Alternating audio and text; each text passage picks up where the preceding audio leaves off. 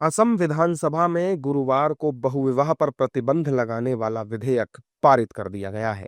इस बिल का मुख्य मकसद है 6वीं अनुसूची वाले आदिवासी क्षेत्रों को छोड़कर पूरे असम में बहुविवाह की प्रथा को गैर कानूनी घोषित करना और इसे खत्म करना। इस नए विधेयक में स्पष्ट रूप से बताया गया है कि अगर कोई व्यक्ति दूसरी शादी करता है और उसका पहला जीवन साथी जीवित हो और कानूनी तौर पर दोनों का तलाक ना हुआ हो, तो इसे साफ तौर पर बहुविवाह माना जाएगा।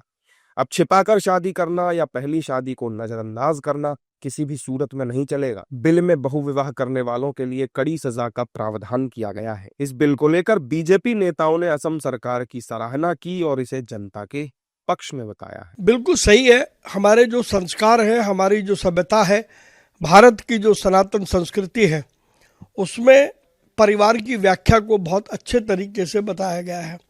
किंतु परिवार की उस व्याख्या के ठीक उलट यदि आप परिवार की मान्यताओं का उल्लंघन करते हैं तो उससे असंतोष होता है। और इसलिए ये जो बिल आया है, ये बिल वास्तव में एक बार फिर असम में संस्कृति को बचाएगा और हमारी सभ्यता को अक्षुण्ण रखेगा। पॉलीगैमी समाज के लिए एक नासूर है और इस पर कार्रवाई होनी ही चाहिए। और दूसरा विवाह पहली पत्नी के रहते हुए कर लेना ये ठीक नहीं है। ये किसी भी समाज में इसको मान्यता नहीं मिलनी चाहिए।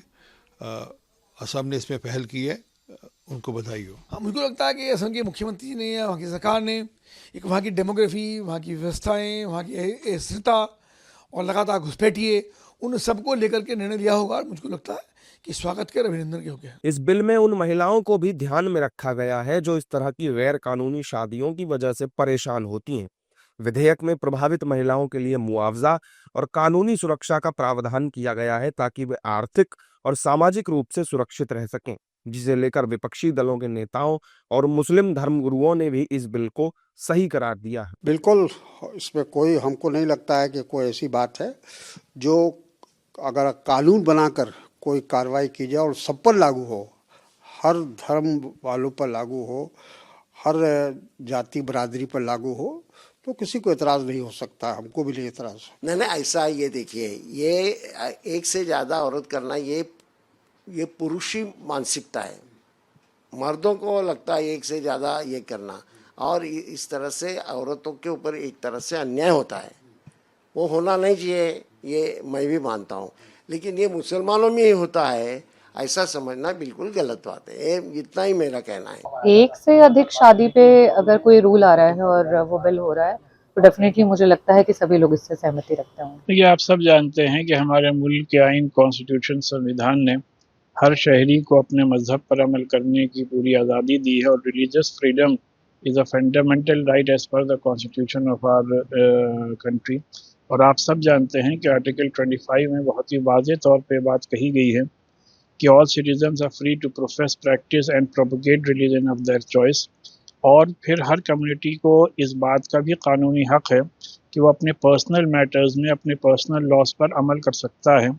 तो मोर देन वन मैरिज का जो कॉन्सेप्ट है वो मज़हब इस्लाम के पर्सनल लॉज का एक अटूट हिस्सा है। और ये और बात है कि एक से ज़्यादा शादी के हमारे यहाँ मज़हब इस्लाम में बहुत सख्त कवानीन हैं, बहुत सख्त कंडीशंस हैं, जिसको कि आमतौर पे लोग मीट आउट नहीं कर सकते हैं, नहीं कर पाते हैं।